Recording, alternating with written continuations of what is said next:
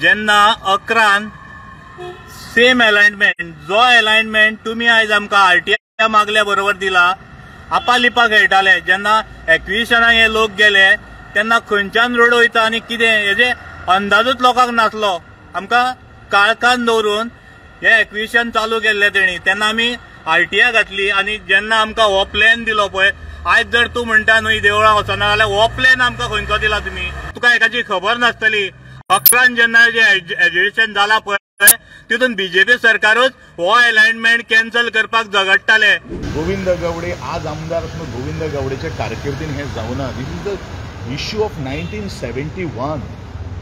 ह्या लोकांनी पळय हे जे कोण आहा पळय ते भुरगे तांकां कांय खबर ना।